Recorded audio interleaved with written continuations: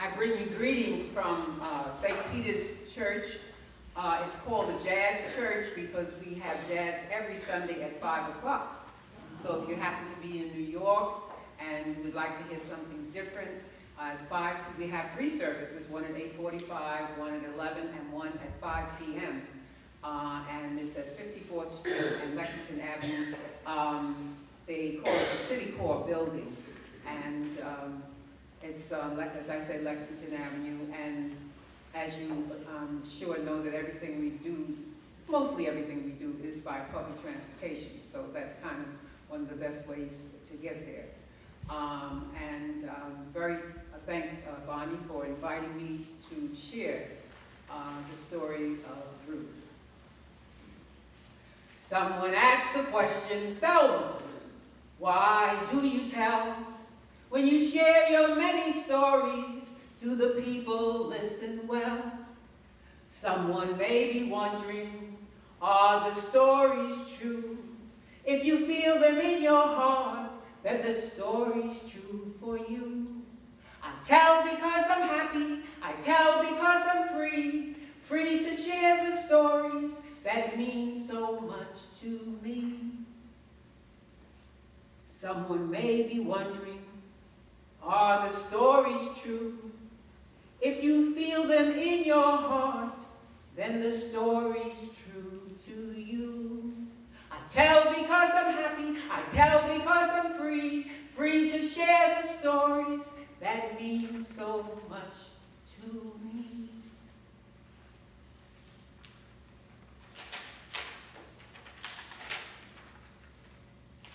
Now, my feelings are hurt, really hurt. I met my girlfriend and we went shopping and we had a wonderful time. And then we stopped at a new coffee house called the Star Jerusalem. Now, she knows that I love decaffeinated coffee, and most places do not make good decaffeinated coffee. But she's promised me that she had been there and they had some wonderful coffee. Well, we sat down and we started talking. And to tell you the truth, to sum up what actually happened, she called me a gossip. She said I was insensitive. She said I was judgmental. And all I was doing was talking and having a conversation. I am none of those things. I was just trying to help her remember. There was a lady sitting over there at that table, and she looked just like a friend of mine. And I was trying to jog my friend's memory. I said, look, she looks just like Naomi. Naomi, she said, who are you talking about? I don't know any Naomi. I said, yes, you know Naomi, who was married to Elimelech. And she had 2 sons, Mahlon and Chilion. And they moved to Moab because there was a famine in Bethlehem. The crops had failed. And I said, why would anyone want to live in Moab with all those Moabites? They are not the nicest people. All they like to do is party, and you know what happens after they party. But anyway, this is where they went. And I've heard some other things about them, but I wouldn't mention it to her. And while they were there, Elimelech died. Well, the sons, Mahlon and Chilion, they had the nerve to marry Moabite women. I know that Elimelech must have turned over in his grave. I shouldn't say this, but it's true. Elimelech was rich. And he was also known to be a very generous man to his workers. And he could have waited out the famine. He didn't have to move to Moab. You know, people sometimes feel that the grass is always green on the other side. Later, Mahlon and Chilion died. Anyway, my friend still could not remember Naomi. Well, of course, I continued to try to jog her memory. I said, things got better in Bethlehem. Naomi heard, and so she started wanting to go back. Now, I know if I was her, I would not be going back with those 2 Moabite women. It would be too embarrassing for me. And so Naomi tried to get them to go back. Now, Orpah, she had some sense, and she went back. But Naomi, I think the child was touched in her head. She wanted to stay. stay with Naomi. And she said, I will follow you wherever you may go.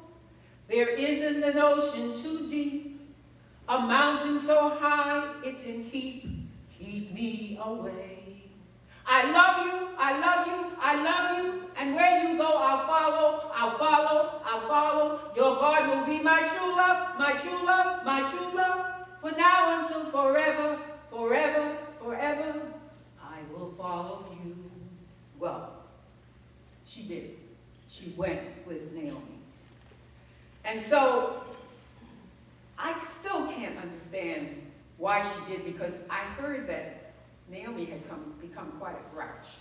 In fact, when she came to Bethlehem, you know what she said? Don't call me Naomi. Call me Mara, because Mara means bitterness. Now, if I was to change my name every time something went wrong, you know, nobody would know who I was. And so, I didn't understand that. But you know Miss Naomi, she always thought she was all that and a tray of nonsense. Now, my friend began to remember. She said a man named Boaz, who was a relative of Elimelech, rescued Ruth. I filled her in on it, though.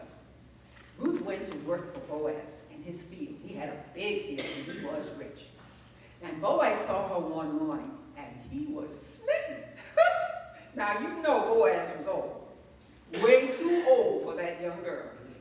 I don't care if he was single, rich, important. He was old. Boaz told his men not to bother Ruth. He also told the men to pull out stalks and leave them on the ground for Ruth. Boaz invited Ruth to sit with him and the other workers for lunchtime. There's nothing like an old fool showing favoritism to someone young and pretty. Don't you just hate that? Boaz even told Ruth not to work at anyone else's fields and stay close by to his men and the other workers. Boaz sure was protecting his interests. Right then and there, my friend called me jealous and a big gossip. I don't gossip. My maid is friendly with Rachel, who is the maid for Miriam, where Naomi and Ruth were staying. And she heard Naomi tell Ruth that it is time that she found Ruth a husband. Naomi told that child to take a bath, put on perfume, her best clothes, and go where they were threshing the wheat. Don't let Boaz see her until after he was finished eating and drinking.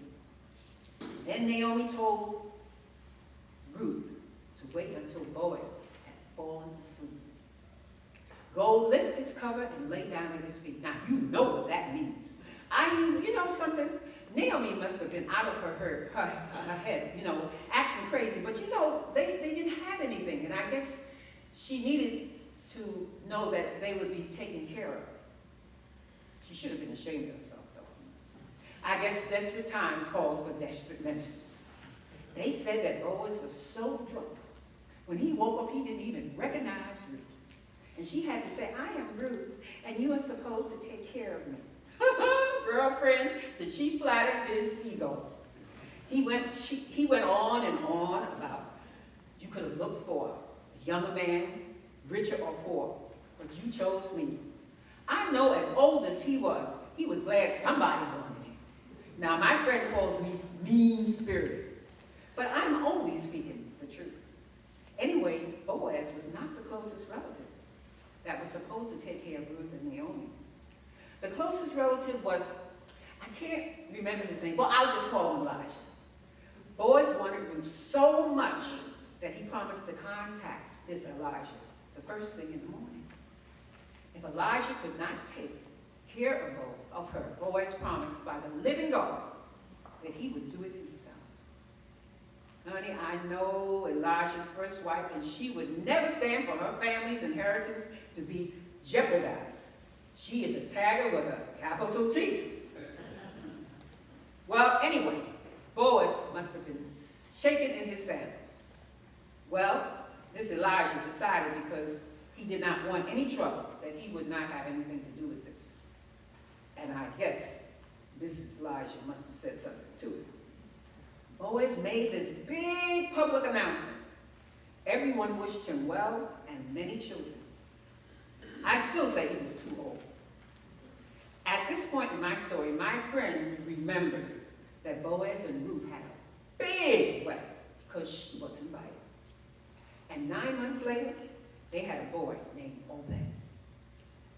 Now, Obed became the father of Jesse. And Jesse became the father of David. Now, these are the descendants of Perez. Perez became the father of Herzon. Herzon, the father of Ram. Ram of Amminadab. Amminadab was the father of Nahshon. Nahshon, the father of Salmon. Salmon, the father of Boaz. And Boaz, the father of Obed. Obed, the father of Jesse. And Jesse, the father of David. You know something? Miss Amnesia told me that she had heard that Naomi loved that baby so much that folks thought it was her child. And would you believe it that Boaz died soon after that baby was born? I guess that young girl killed that man. Now, my friend called me insensitive and judgmental. You know, I can see the brighter side of the story. I am not heartless. God uses ordinary people to do extraordinary things. Someone asked the question, Thelma, why do you tell? When you share your many stories, do the people listen well? Someone may be wondering, are the stories true? If you feel them in your heart, then the story's true for you. I tell because I'm happy, I tell because I'm free, free to share the stories that mean so much to me.